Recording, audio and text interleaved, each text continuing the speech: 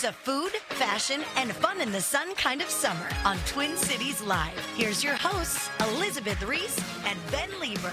Hi, friends. Welcome into Twin Cities Live on this Wednesday. Hope you guys are doing well. It's back-to-back days of glorious weather. Hope you guys are enjoying it. I know you are. I know. We were getting ready for the show, and I was like, guess what I'm doing today?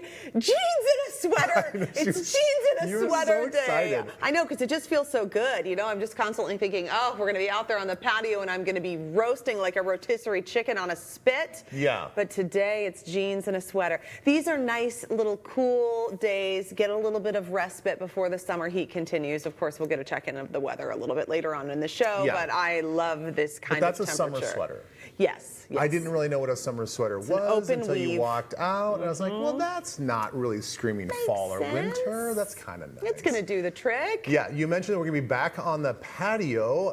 Our 12 days of grilling continues. This is day number 3. Today we're making turkey skewers. I heard they're kind of spicy, so I'm excited about that. I'm excited for that as well. Very good. Plus, Kristen is going to take us to your next summer restaurant destination. We're going to go to Lord Fletcher's. We're going to give you a little update, talk about what's going on. It's right on Lake Minnetonka. It's an institution, and it deserves a spot on your summer bucket list.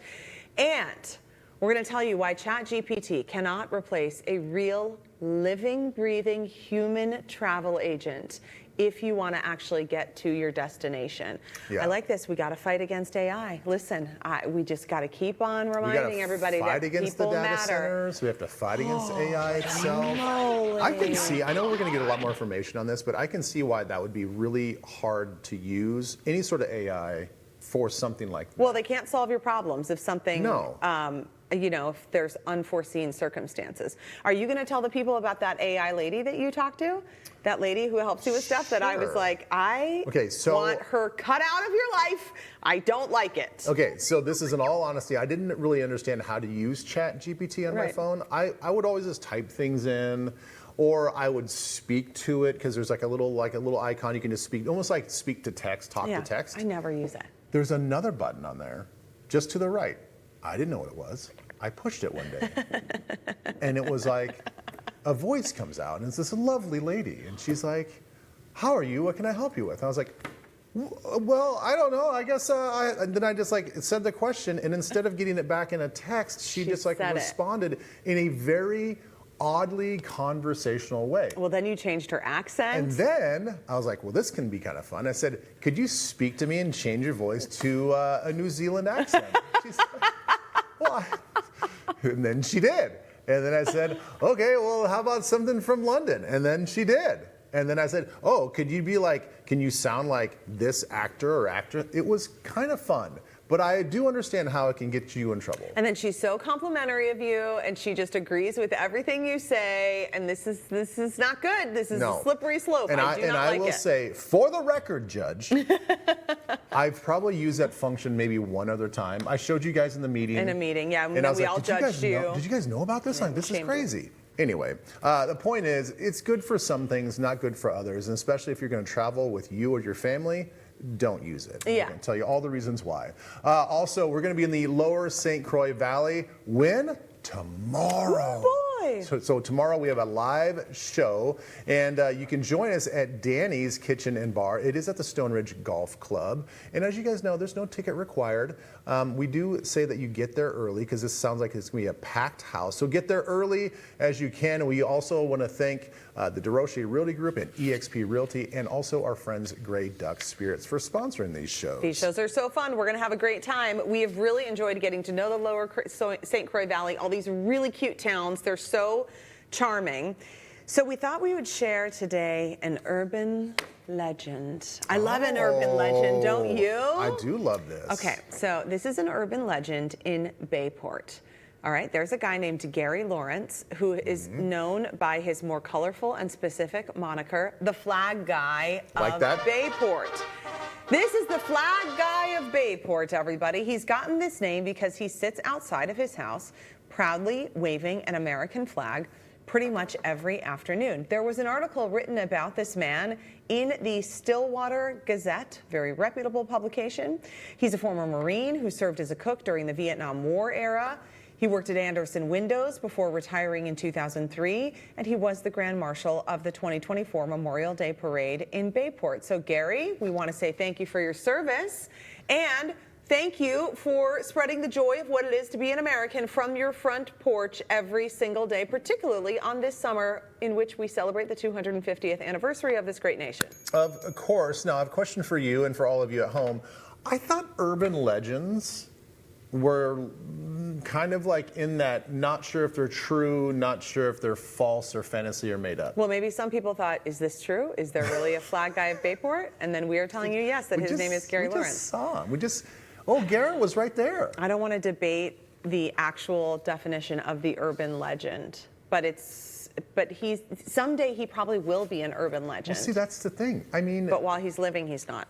I think, was it Todd, the squid from yesterday's show? You're obsessed. I am obsessed with Todd. Obsessed. See, Todd to me is an urban legend. It's like, did you really find Todd in the freshwater river in Minnesota, or did you think that you did, and now it's just kind of a fun story? Todd the Squid is why this town created Squid Fest. I'm forgetting, is it Hutchinson where they do this? No, I am so sorry. it's either Zimmerman or Hutchinson, something, I don't know, several small towns whatever. that we talked about yesterday. Yeah. My brain doesn't work.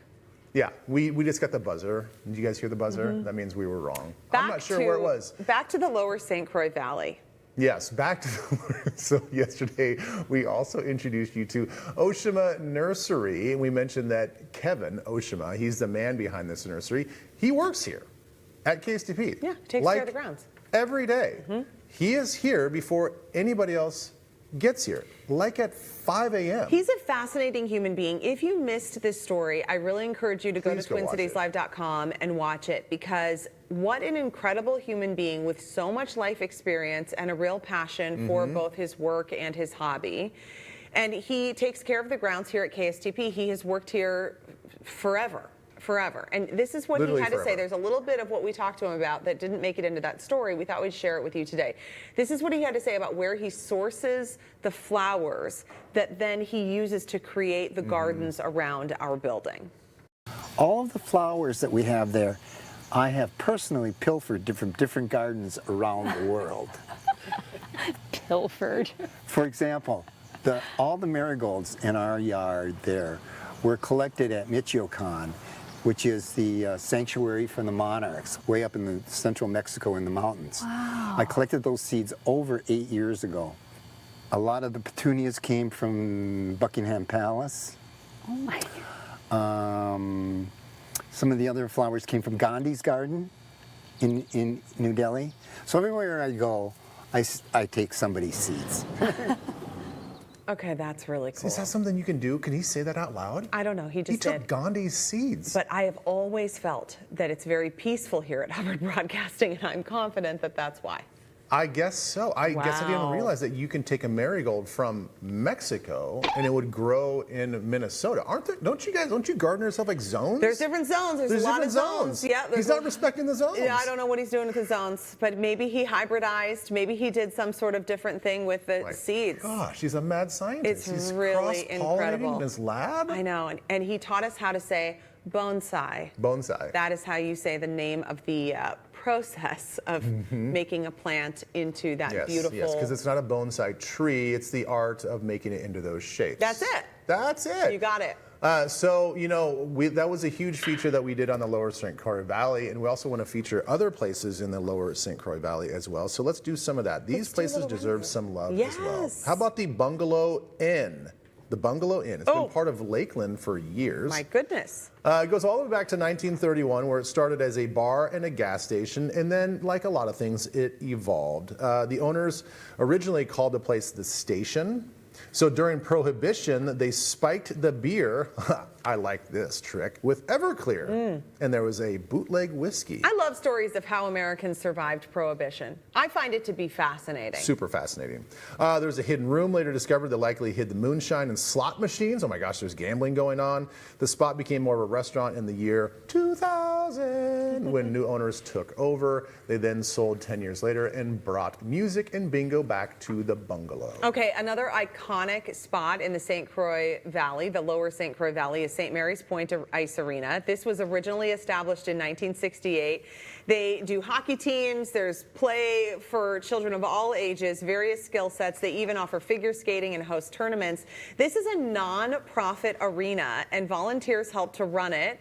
It's an affordable place where kids can learn to skate and play hockey, and then they also even recently became home to the St. Croix Curling Club. But what gosh. a legacy. Yeah, hats off to you guys, because we all know that hockey and ice time is very expensive.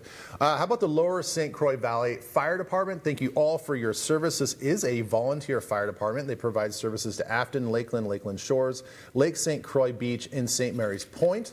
They were formed back in 1972. All the involved communities signed a joint powers agreement that covered the 25 square miles. And if you need to know, they have 2 engines, 1 tender, I have no idea what that is, 2 grass rigs, don't know what that is either. I know what an ambulance is, or as my friend would say, an ambulance, a fire rescue boat, and 1 Zodiac boat. You might need to do a Ben Wonderin, an edition of Ben Wonderin. I've been wondering what all this fire equipment is. I am down. Look at that. All right, listen, that's a little bit more from the Lower St. Croix Valley. We are looking forward to our visit live and in person tomorrow. But in the meantime, we've got a lot of good show left for you. And we love food around here. It's day 3 of our 12 days of grilling. And coming up, it's turkey's turn to show what they can Gobble, do. gobble, gobble. Do it. Do it. Gobble, gobble, gobble, gobble. Twin Cities Live's host chat is brought to you by Plants and Things and Furniture and Things, the largest selection of outside and inside furniture.